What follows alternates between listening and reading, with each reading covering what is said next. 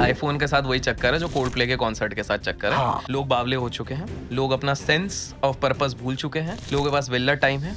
सबसे ज्यादा अफेक्टेड उनका दिमाग हो सकता है और सारे बड़े बिजनेस प्लेयर्स ये समझ चुके हैं भारत उनके लिए सबसे सॉफ्ट टारगेट है कि यहाँ पर एक छोटा सा कुछ चीज लोगों का दिमाग खाली पड़ा हुआ है, कुछ भी डाल दो ये लोग उसी में लगे पड़े रहेंगे। सिंपल सी चीज है, वही वाली चीज हो रही है। सर इसी में एक कैटेगरी और जोड़ लेना कॉन्सर्ट में और इसमें स्नीकर। अरे मेरा तो एक दो रील आ जाती है ना, मेरा दिमाग घूम जाता है, क्या हो रहा है मुझे तो समझ नहीं आई वो चीज कभी। देखो मैं बोलता हूँ स्नीकर ले रहे हो कोई प्रॉब्लम नहीं है, क्यों? क्योंकि लोगों ने रील देख लिया कि बादशाह भाई ने बोला है मेरे पास एक 20 लाख का स्नीकर है, तो बादशाह भाई के पास 200 करोड़ भी है, ये भी तो देखो। सही बात है। पॉइंट है तुम्हारे पास, तुम उधार में चल रहे हो, तुम्हारा जीवन उधार में चल रहा है, तुम्हारे पास मंथली सैलरी तुम्हारी बच नहीं रही है, ईएमआई में तुम डूबे पड़े हुए हो।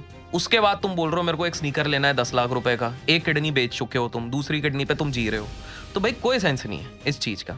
तो मेरे हिसाब से यार मैं आपको बताता हूँ राहुल भाई, मेरे को ये चीज लग रही है कि जो एस्पिरेशन वाला बात हमने स्टार्टिंग में करी वो वाली तो एक इसके कल्प्रिट है, दूसरा ना ईएमआई सिस्टम एक बहुत बड़ा कल्प्रिट है। हाँ। इसको मैं थोड़ा सा एलैबोरेट करके बताता हूँ। 45 दिन तक एक व्यक्ति यूपी का सोया नहीं और सुसाइड कमिट करता है। वो क्या कहता है कि मैं एक एनबीएफसी कंपनी में काम करता था, मेरे सेल्स टारगेट पूरे नहीं हो रहे, इसके चक्कर में मैं ये कर रहा हूं। अब आप इस चीज को समझो, इसका सोल्यूशन भी मैं बताता हूं, प्रॉब्लम भी बताता हूं। प्रॉब्लम ये है कि लोगों के पास ease of access of finance इतना हो गया, लोगों को लगता है एक क्रेडिट कार्ड तो घुमा लिया मेरा काम हो गया, एक लोन ले लिया, प्राइवेट लोन ले लिया मेरा काम हो गया। जहां पर लोन लेना चाहिए वहां पर लोग लोन नहीं ले रहे, जहां पर नहीं लेना चाहिए वहां हर जगह पर लोन ले रहे हैं। कहां लेना चाहिए अदर देन बिजनेस भी मैं बताता हूं। आपका अगर बच्चा पढ़ने जा रहा है, आपके पास करोड़ों रुपए की संपत्ति है, आप थोड़ा सा एजुकेशन लोन 11% पे चढ़ा के दो। रीजन है कॉम्प्लिसेंट वाली बात है। जब एक आज के समय पे मैं, क्योंकि देखो कलयुग के साथ आपको बदलना पड़ेगा, आपका बच्चा जब जा रहा है, this is my thought, may be कुछ लोग डिसएग्री कर सकते हैं, अगर आप उसको सब कुछ दे दोगे ना ईज, तो वो बंदा सोच रहा है उसको वो गरज नहीं रहेगी कि मैं जल्दी नौकरी करूं, जल्दी एक प्रोफेशनल एक्सपोजर लूं, एक जल्दी इंटर्नशिप करूं, because he knows back of the mind कि भाई मेरे पिताजी ने तो अरबों की संपत्ति, करोड़ों या लाखों की संपत्ति बनाई है, मैं आराम से करूंगा।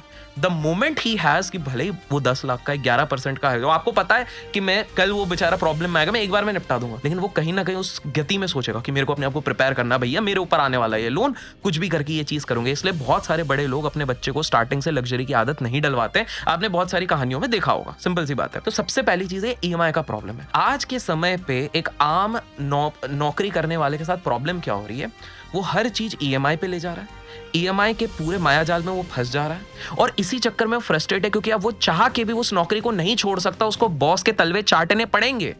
इसलिए नहीं कि भाई this is the only option, इसलिए बिकॉज अगर आज छोड़ दिया, भाई अगली नौकरी नहीं लगी तो मैं ईएमआई कैसे पे करूंगा। जो काम मैं करना नहीं चाहता, जिसके मैं तलवे चाटना नहीं चाहता, उसके चाटने पड़ते हैं। इस बात का स्ट्रेस ज्यादा है, काम का स्ट्रेस नहीं है। बिल्कुल, काम का स्ट्रेस तो फिर भी कम है। स्ट्रेस ये है कि यार ये आदमी नहीं पसंद, ये कंपनी नहीं पसंद, ये काम नहीं पसंद, Exactly. छोड़ू भी तो कैसे, वो है डिप्रेशन। क्योंकि और वो डिप्रेशन सिंपल सा है, एक आम इंसान middle class family in India आज वो लगाएगा 25 लाख अपनी शादी में जो लोन से लेगा, पड़ोसी ने नई गाड़ी ले ली है तो 7 लाख का वो लोन लेगा गाड़ी के लिए, बीवी बोल रही है कि भैया अब हमको अपना घर बड़ा चाहिए, फैमिली प्लानिंग करनी है, भले ही अभी वो चीज नहीं है, वो हाउसिंग लोन में 25 साल उसने उसे लगा लिया। एसेट क्या बनाएगा, इक्विटी में क्या लगाएगा, बाकी चीजें क्या कराएगा, एसआईपी उसकी हो रही है 5,000 रुपए की, कर्जा उस पर चढ़ा हुआ है, हर महीने का ईएमआई 80,000 की, वो चाह कर भी उस बॉस को नहीं छोड़ सकता। सोल्यूशन क्या है? सोल्यूशन सिंपल है भाई साहब, जब तक आपके पास 1 साल का खर्चा अलग से एक सेविंग या फिक्स डिपॉजिट में नहीं रखा है, जब तक 1 साल का नहीं रखा है, तब तक कृपया करके ईएमआई और इन चक्गलों में मत फंसो, ताकि कल को अगर आप अपने जॉब प्रोफेशन में फ्रस्ट्रेट हो भी रहे हो, आपके पास साल भर का है, तो आप इतना तो अपने ऊपर काबिलियत पे भरोसा रखो कि साल भर क्या 3-4 महीने में तो मेरे को एक नौकरी लग जाएगी। साल भर का मैं कमेंट्स में आप लोग खुद बता दो, किसी के पास कॉन्टिजेंसी प्लान नहीं है, सब कट टू कट चल रहे हैं। और फिर क्या होता है, जब आप पूरे ईएमआई से गिरे हो, 70,000 की ईएमआई आपकी चल रही है, लाख रुपए की सैलरी, अचानक से पैंडेमिक आता है, आपको नौकरी से निकाल दिया जाता है, आप डिप्रेशन फ्रस्ट्रेशन में आते हो, सुसाइड करते हो। यही प्रॉब्लम है।